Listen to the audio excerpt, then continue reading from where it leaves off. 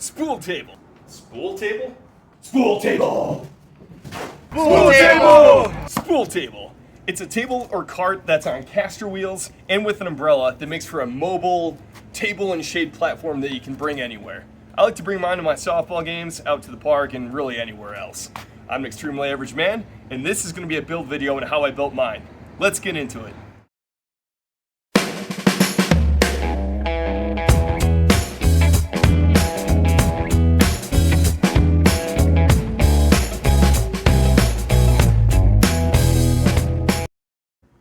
The wooden spool is extremely versatile, and I've seen it in many different configurations.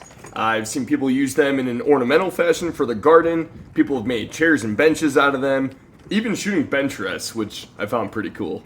But the table is probably the most used configuration for these, and I haven't seen another person use them with big casters and an umbrella quite the way I've built mine. So, if a big, mobile, and rugged table is what you desire, here's how I built mine. Here is everything you will need for this project. We'll start with the caster wheels. These are Hallmaster 8-inch caster wheels. They sell these at Harbor Freight. The two straight wheels will cost about $15, and the casters that spin, that turn like this, will be about $16. And for an extra $5, I went ahead and bought a spare tube, just something to consider in case you get a flat. Now the hardware to accompany the caster wheels. Everything is going to be 3/8 inch. So you're going to need 16 of the 3/8 inch, and these are by 2 inches long, of the hexagonal bolts. You will need 16 hex nuts, also go with that, and then double the washers. So you're going to need 2 per wheel, so 32 washers total. I'll be staining the spool wheel, and for that I'll be using the Varathane Spar Urethane. Make sure it's for exterior, and something to wash it out, either mineral spirits or some paint thinner, and of course some kind of applicator. I'll be using a brush that's seen many projects.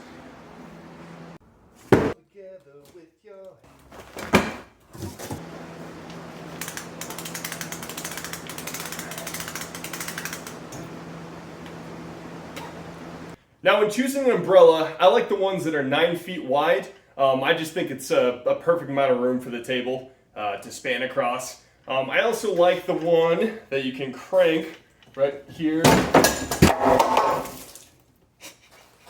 Oh no. I also like the ones that you can crank up or down, so you can close it pretty easily.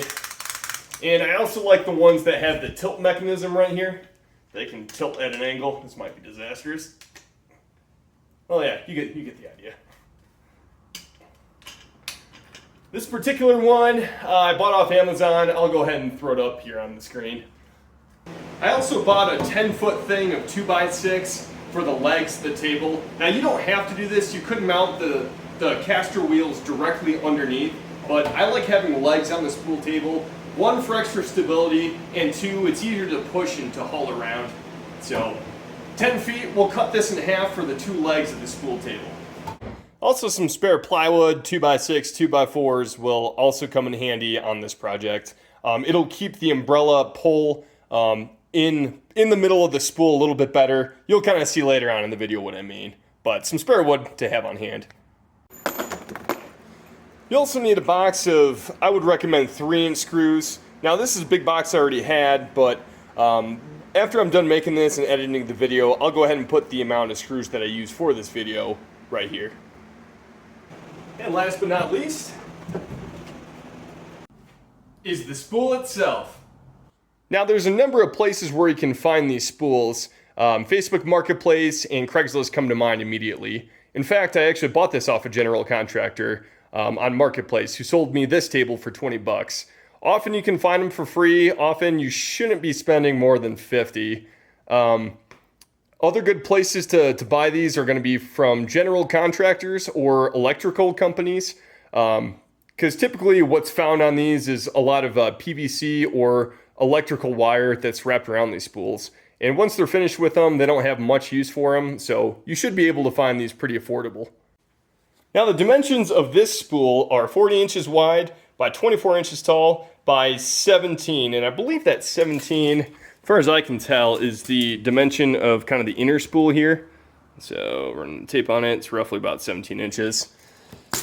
As general rule of thumb, I don't like to go above about 4 feet wide by about 3 feet tall. And that's because I like to fit this in the back of my truck with the camper shell. So those are kind of where I'm limited as far as dimensions.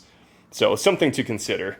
And when you go to make your purchase, bring a tape measure with you because that's not entirely always accurate. If you actually run a tape on this, we've got about 39.5 inches wide by roughly 27.5 inches tall. So it's a good guideline, but if you're kind of tight on tolerances, bring a tape measure just to make sure this spool is going to fit whatever you need it for. Now that we've got the materials list out of the way, step one will involve cutting our legs, attaching the wheels to the legs, and attaching the whole thing to your spool table. Let's get into it.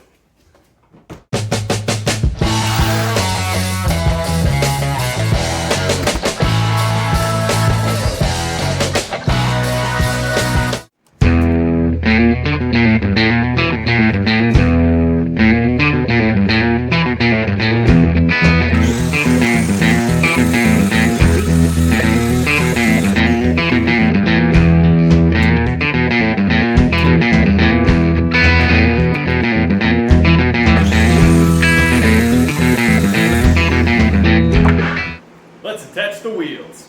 All right, now after you're done cutting your 2x6, go ahead and put it on the table. We're going to start with the straight casters, the ones that don't pivot. And the way I line the wheel up is, assuming you cut your 2x6 straight, you can kind of use this line right here, or the edge, to kind of line up the edge of your caster wheel. And because you don't want to drill your hole too close to the edge, you're going to lose a lot of strength that way. I like to give at least 1.5 inches room right there to drill my hole. Or since it's so close to the edge of this hole right here, just line it up with the 2-inch mark right there. So that's where you're going to drill for your 3/8 inch bolt. And once you get everything lined up, try to get this lined up with this line, also centered up on the 2x6, just like that. A little bit over here. All right, now carefully don't touch that. Take a pen or a pencil and go ahead and mark your holes.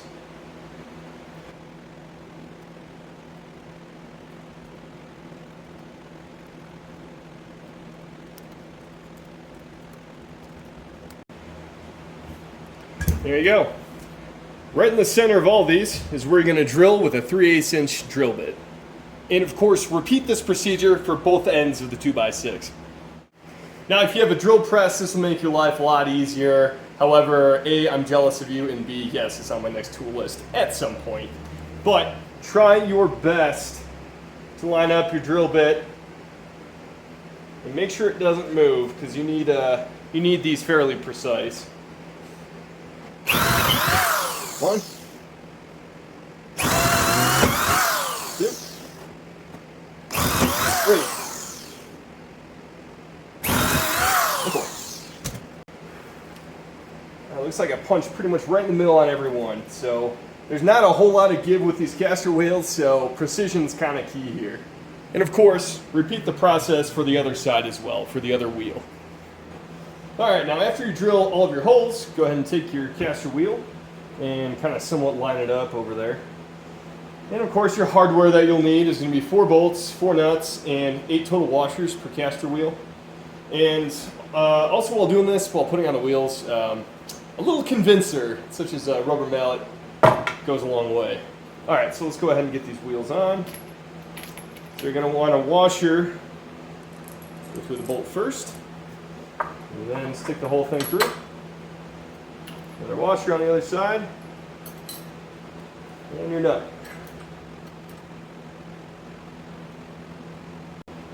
We'll get it hand tight first, and then we'll button everything up.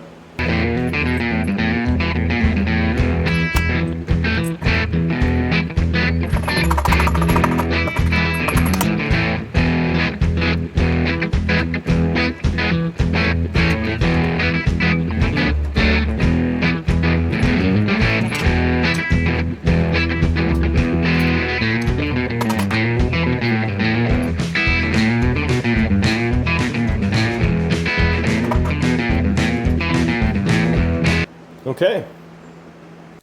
All right, try to choose an angle that made sense so you can see the space magic that's going on here. And so it's a 3/8 inch bolt, but it's a 9/16 inch head. So you guys probably already know, but the easiest way to tighten this up, take a wrench, take a socket, both 9/16. Wrench there, socket here, and tighten. Do that to all of them.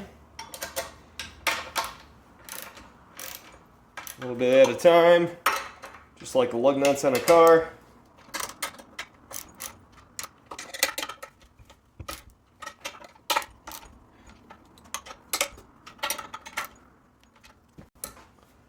There you go.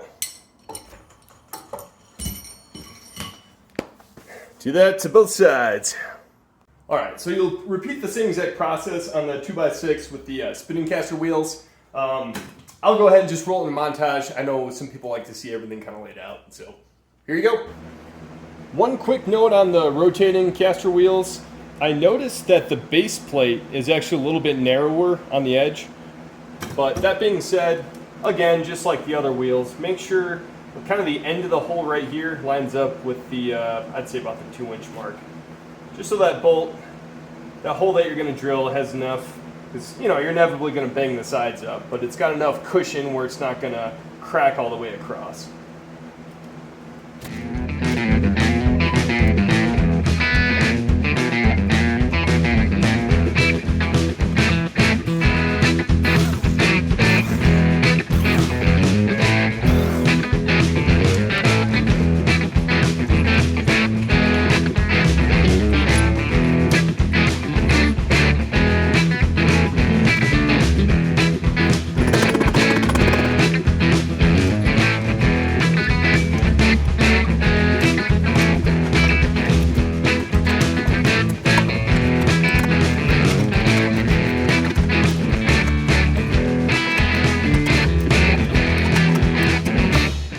And of course, repeat that process for the other side. I want to point out why specifically I wanted the bolts 2 inches, and this is exactly why.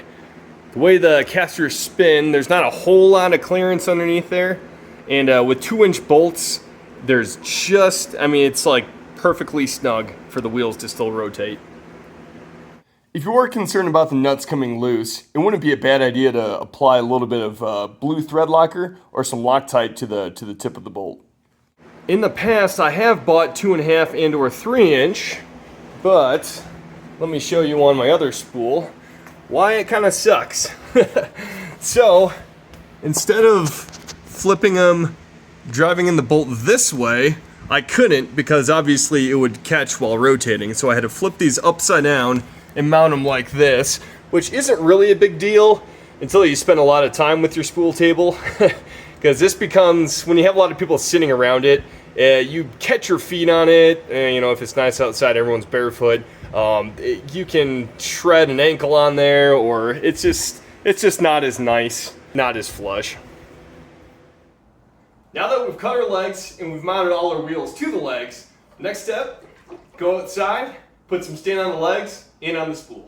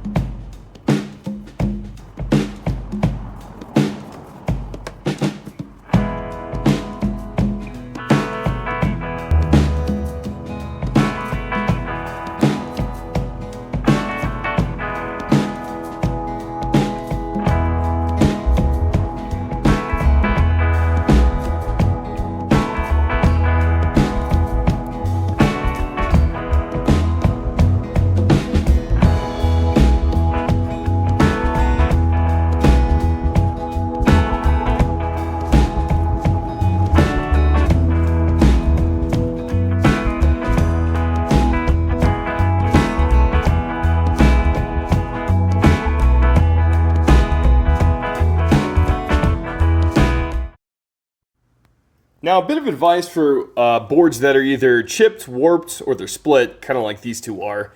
You can fix that issue by first drilling a couple pilot holes, such as like here and here, and then screwing the affected board into the one below it. That should help stabilize it. Depending on the extent of the damage, like this one. I think I'm actually going to decide to use some wood glue, so that could be another option for you as well. Alright, now we're going to mount the legs to the spool itself. Now I've got this whole thing raised up on milk crates to make this whole process easier. And there's two ways you can mount the legs. The first option is the way I have it here, which is putting the legs up on top of the spool. The other way you can do it is taking the 2x6 and putting it underneath the spool. I'm going to do it this way with the leg on top because it lowers the overall height of the spool, which makes it easier to fit in the back of my pickup truck that has camper shell. So the way I like to center the legs is I like to kind of put the 2x6 parallel with the boards that are on the bottom of the spool. Just makes it easier to center. And then I'll take the 2x6 and bring it to the edge of the perimeter and make sure it's flush, the bottom of the spool. And then, in order to make both sides even, I'll take a tape measure and I'll follow the 2x6 until it hits the perimeter of the spool. Take that measurement. I'll do the same on the other side, and I might need to tap it one direction or another to make sure both measurements are equal. And that way I know it's centered and it's not going to be more on one side or the other. So once you get it centered, then you take your drill and you're going to make a bunch of pilot holes into your 2x6 that will also go into the spool.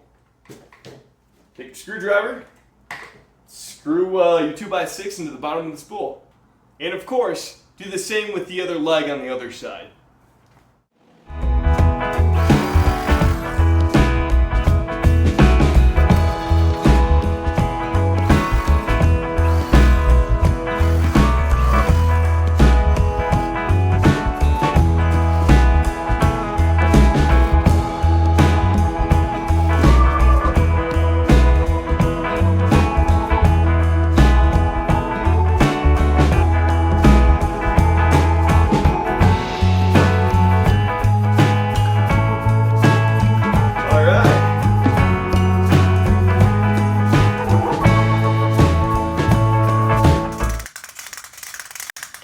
Now the next step will focus on the umbrella, but as it stands, we need to tighten up the tolerances of the hole that's in the center of the spool.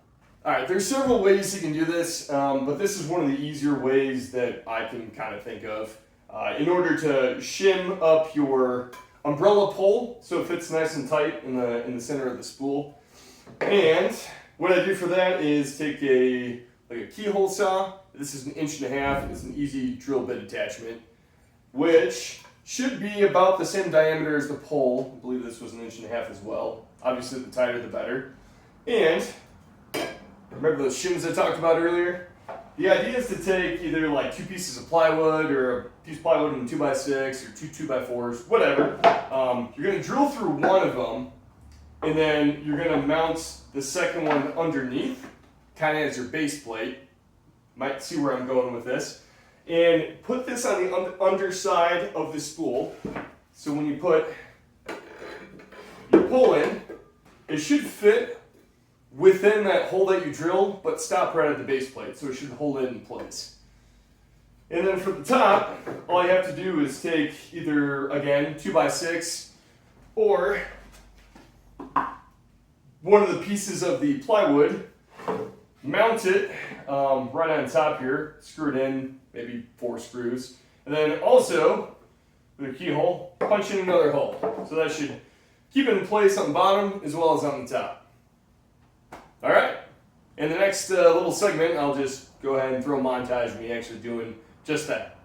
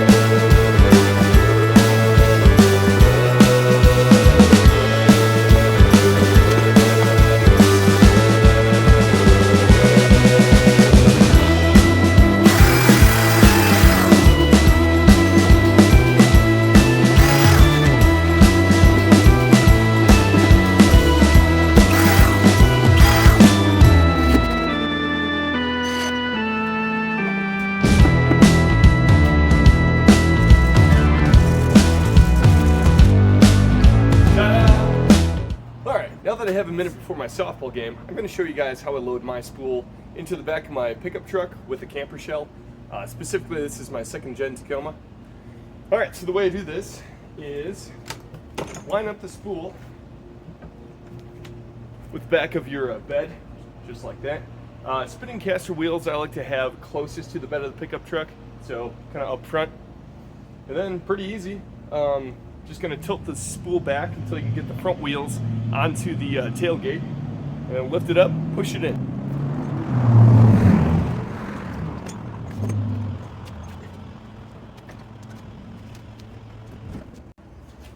Just like that.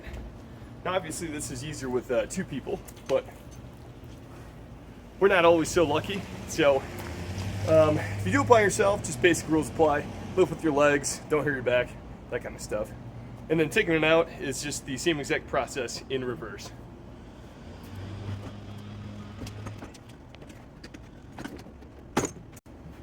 There you go.